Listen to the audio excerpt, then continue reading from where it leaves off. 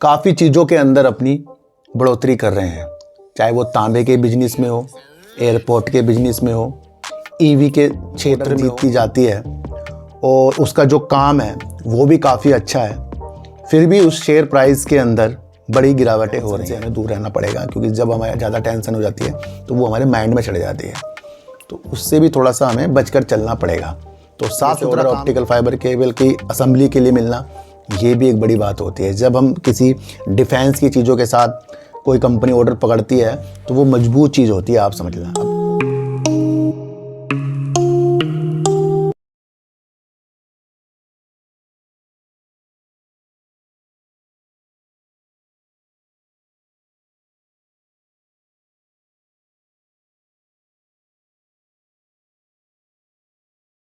नमस्कार, मैं स्वागत करता हूं आपका अपने ही चैनल पर जिसका नाम है सार्थक बाजार से।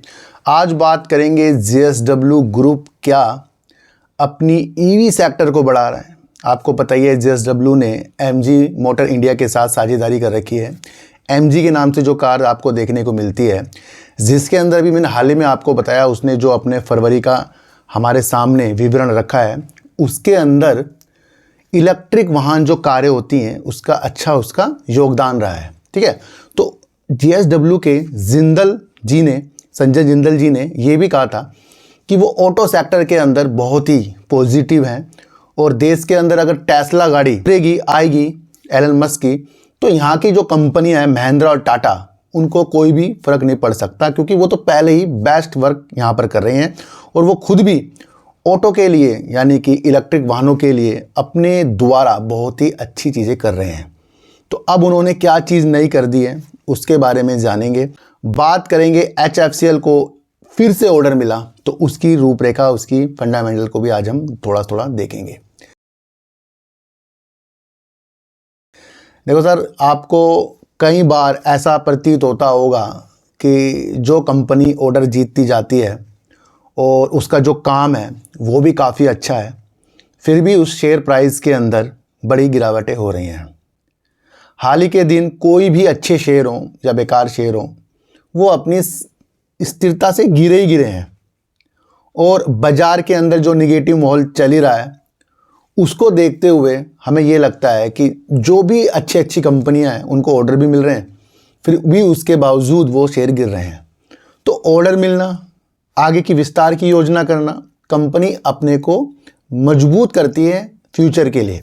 बस हमें वही चीज़ समझनी है। अब ये नहीं समझना कि किसी कंपनी को ऑर्डर मिल रहा है तो भैया वो टॉप पर जाएगा, ये हो जाएगा, वो हो जाएगा। ऐसा अगर हम करते रहे बाज़ार में तो न्यूज़ तो भैया रोज़ ही आती रहेगी, है ना।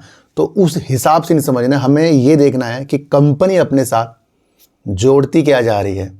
इस बारे में हम जानकारी बढ़ाते रहें अपनी, तो ज़्यादा बेस्ट होगा। और किसी के टिप्स में, टेलीग्राम में हमें उलझना बिल्कुल भी नहीं है। वोडाफोन आइडिया जहां 14 मार्च को महाराष्ट्र में अपना यानी मुंबई में अपना 5G लाइव करने की स्थितियों के साथ जो न्यूज़ आई है, उसके बावजूद भी वोडाफोन आइडिया की शेयरों में कुछ भी हमें बढ़ोतरी देखने को नहीं मिल रही है।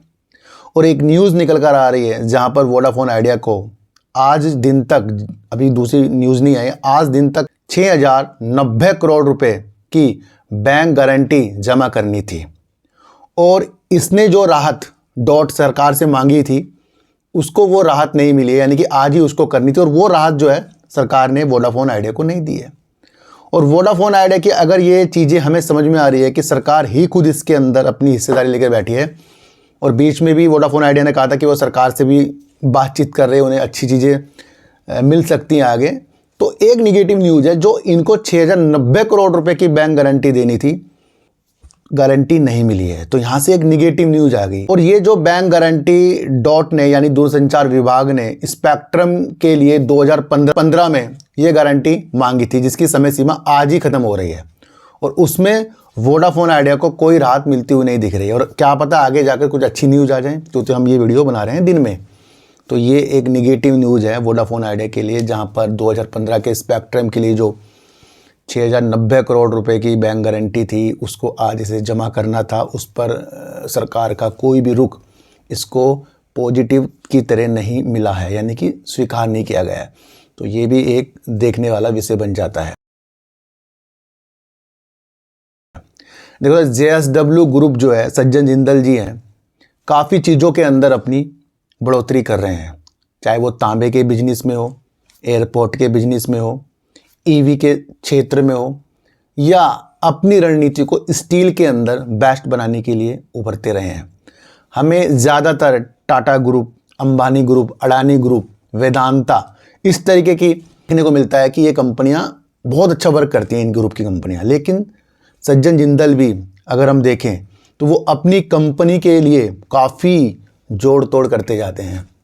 एक न्यूज़ निकल कर आई है जहां पर JSW ग्रुप की जो एक कंपनी है जिसका नाम है JSW ग्रीन टेक लिमिटेड, वो महाराष्ट्र के औरंगाबाद में ई बसों के लिए और ई ट्रकों के लिए एक इकाई लगाने की पर विचार कर रही है। यानी कि उस ईवी चीज़ों के लिए वर्क होगा जहां पर इलेक्ट्रिक बसें और करीब करीब आपको इलेक्ट्रिक ट्रक जो है वहाँ बनते हुए दिखेंगे, जो सालाना करीब ई बसें तो 10,000 वहाँ से बन सकती हैं और 5,000 करीब ई ट्रक वहाँ पर बन सकते हैं। तो यानी कि कार के साथ साथ JSW ग्रुप ने अपनी चीज़ों को महाराष्ट्र के औरंगाबाद में नई इकाई बनाकर अपनी स्थितियों को बस और ट्रक में ला रहे हैं जो इलेक्ट्रिक वाहनों के लिए है। तो ये चुनौती वाले काम जो है JSW ग्रुप कर रहा है।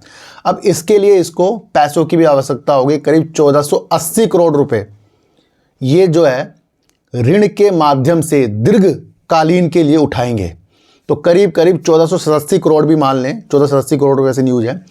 तो ये इस तरीके से पैसा जुटाएंगे और ये अपनी स्थितियों को इलेक्ट्रिक वाहनों के लिए काफ़ी बेस्ट करने के लिए देख रहे हैं। और मिलता है कि अशोक लीलैंड भी बसों में वर्क करता है इलेक्ट्रिक में, और टाटा भी करता है। तो अब आपको एक तीसरा नाम JSW ग्रुप की एक सहायक कंपनी है, ये करते हुए देखने को मिल रही है। बहुत बड़ी न्यूज़ है सर, इसे कोई अगर समझे, क्योंकि आने वाला ज़माना इलेक्ट्रिक वाहनों पर ही है। तो बहुत बड़ी न्यूज़ है, इसे आपको समझकर चलना पड़ेगा। देखो सर, HFCL ने हाल ही में फरवरी में एक इसको अच्छा खासा ऑर्डर जो 2,501 करोड़ का था BSNL से अग्रिम एडवांस वर्क के लिए 2,501 करोड़ का ऑर्डर मिला था फरवरी के समय, जो पंजाब के दूरसंचार सर्किलों में भारत नेट जो है उसका तीसरा फेस है उसके लिए इसको अग्रिम ऑर्डर मिले थे। तो यानी कि BSNL का जो भारत नेट है, जो सरकार का एक बड़ा प्रोजेक्ट है, उसके अंदर अपनी स्थितियों को अच्छा करके और अपने उपकरणों के द्वारा BSNL के भारत नेट को मजबूत करने के लिए इसको ये अग्रिम ऑर्डर मिला था।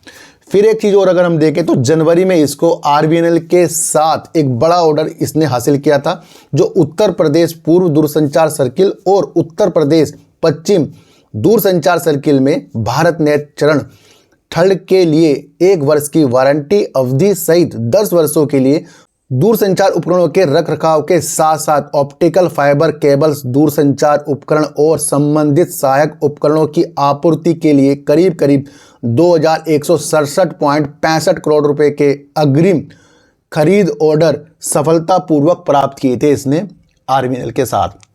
तो ये जो काम कर रहा है भारत नेट के साथ, अपने ऑप्टिकल फाइबर में भी कंपनी वर्क करती है। तो सर ऑप्टिकल फाइबर में कंपनी वर्क करती है। दूसरा, अगर हम इस कंपनी की स्थितियाँ देखें तो ये डिफेंस के लिए भी आगे बढ़ रही है। तीसरा, ये भारत नेट के लिए भी काफ़ी अच्छा वर्क कर रही है और इक्विपमेंट जो होते हैं टेलीकॉम के उसको बहुत बेस्ट बनाकर देश में काम करना और विदेशों के अंदर निर्यात की स्थितियाँ भी ये कंपनी देख रही है। और रडार पर भी कंपनी अच्छा खासा वर्क करती है। तो एक न्यूज़ देखने को मिली अभी, तो हाल ही के दिन इसने 2,501 करोड़ फिर 2,167 करोड़ तक के ऑर्डर BSNL RVNL से इसने जीते हैं। ये क्या चीज़ दिखा रहा है? इतना ज़्यादा ऑर्डर बुक HFCL की, ये इस बात की चीज़ें बता रही हैं कि इसके पास फ्यूचर के लिए काफ़ी काम हो गया है ना। हम प्राइज में खो रहे हैं पर इसने अपनी चीज़ों को बड़ी जोरदार तरीक़ों से किया है। एक दूसरी न्यूज़ निकल कर आ रही है जहां पर भारतीय सेना से 44.36 करोड़ रुपए का ऑर्डर मिलने के बाद HFCL बड़े ही अपने को प्रसन्न महसूस कर रहा है, क्योंकि उसे भारतीय सेना से भी करीब करीब 44.36 करोड़ का ऑर्डर मिला है और इसकी ये सहायक कंपनी को मिला है जिसका नाम है STL optical fibre cable assembly की आपूर्ति के लिए भारतीय सेना से 44.36 करोड़ का अनुबंध प्राप्त हुआ है। तो यानी कि HFCL के पास ऑर्डर की कोई कमी नहीं है। अब भारतीय सेना से इस तरह से ऑर्डर ऑप्टिकल फाइबर केबल की असेंबली के लिए मिलना, ये भी एक बड़ी बात होती है। जब हम किसी डिफेंस की चीज़ों के साथ कोई कंपनी ऑर्डर पकड़ती है तो वो मजबूत चीज़ होती है, आप समझ लें। अब कोई भी भारतीय कंपनी ऐसी वैसी कंपनी को तो कभी ऑर्डर देगी नहीं जो आपके गली मोहल्लों में काम कर रहा हो। किसको देगी? जिसकी पहचान वैश्विक स्तर की तरफ भी है। मैंने अभी आपको बीच में बताया था कि हॉलैंड के अंदर ये अपनी ऑप्टिकल फाइबर की यूनिट स्टार्ट करके यूरोप के बाजार को भी कैप्चर करने की चीज़ों के साथ लगा पड़ा है। और अभी आगे जाकर आप देखना 4G, 5G और 6G की रणनीतियों के लिए भी अच्छे वर्क करने की स्थितियों के साथ HFCL है। HFCL भारत नेट यानी कि BSNL के साथ सिर्फ उसके उपकरण की चीज़ों के साथ नहीं है, उससे पहले भी इसने 4G की चीज़ों के साथ भी BSNL के साथ काफ़ी ऑर्डर जीत रखे हैं।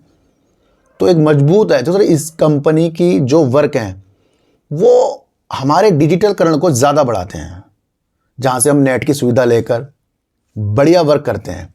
तो ये जो काम कंपनी कर रही है ये बहुत पहले बहुत बड़ी कंपनी थी, जहाँ पर इसका शेयर प्राइस करीब 2000 रुपये तक भी था। अभी तो काफ़ी नीचे है और वो तो गिरावट देखो सब में ही चल रही है। आज की न्यूज़ हमें ये बता रही है कि आर्मी की तरफ इसका ये 44.36 करोड़ का ऑर्डर HFCL की मजबूती दिखा रहा है। अगर हम इसकी मार्केट कैप देखें तो करीब 11,569 करोड़ की है। और अगर हम दिसंबर 2023 की सेल देखें तो 1032 करोड़ की सेल कर दी थी और 82 करोड़ का कंपनी ने दिसंबर 2023 में प्रॉफिट कर दिया था। दिसंबर 2024 में कंपनी ने करीब 1012 करोड़ की सेल यानी कि अपनी सेल को थोड़ा कम कर लिया और प्रॉफिट कंपनी ने करीब 73 करोड़ का किया था। तो कंपनी अपनी जो सेल कर रही है हज़ारों करोड़ों से ऊपर की तरफ कर रही है, यानी कि इसके पास काफ़ी वर्क है और ऑर्डर आपको पता ही कितना ज़्यादा हाल ही के 3 महीनों में इसको मिल चुका है। दूसरा, अगर हम एक चीज़ और देखें तो रिजर्व कंपनी के पास 4047 करोड़ का है। उधार कंपनी पे अगर हम देखें तो 1215 करोड़ का है। और दिसंबर 2024 का भी कंपनी का शेयर होल्डिंग पैटर्न आ गया है, जहाँ पर कंपनी के प्रमोटर जो हैं कम होते हुए देखने को मिले हैं। जहाँ पर प्रमोटर अगर हम देखें तो करीब 35.90% प्रमोटर हैं। FIs 6.70% है जो अपनी होल्डिंग बढ़ा रहे हैं। DIs अपनी होल्डिंग को बढ़ा रहे हैं 10.96% और पब्लिक अपनी होल्डिंग को कम करके बैठी है जो 40.40% है। यहाँ पर भी अगर हम चीज़ देखें तो सबसे ज़्यादा इसके अंदर रिटेलर ही मिलेंगे जो पब्लिक है। देखो सर, पब्लिक जब किसी कंपनी में ज़्यादा हो जाती है तो उस कंपनी के उतार चढ़ाव ज़्यादा से ज़्यादा होता है। क्योंकि अगर हम किसी मल्टीबैगर शेयर को देखें और वहाँ पब्लिक ज़्यादा है तो सब के सब फिर पैसा ही कमा रहे हैं, पर ऐसा तो होता नहीं भैया। अगर हमारी कुछ अच्छी दृष्टि किसी शेयर पे लग गई और वहाँ पर बढ़ते बढ़ते पब्लिक ही 50 से ऊपर हो जाए तो वो सारे पब्लिक को ही अमीर हो जाएंगे। तो यहाँ चलती है धैर्यता। तो एक दूसरे की धैर्यता से हमें जीतना पड़ेगा ही पड़ेगा। जहाँ हम संयम रखेंगे, जहाँ हम चीज़ों को समझेंगे, तभी चीज़ें समझ में आएगी। वरना अच्छे होल्डर के बाद भी शेयर गिर जाता है, बेकार न्यूज़ के बाद भी शेयर भाग जाता है।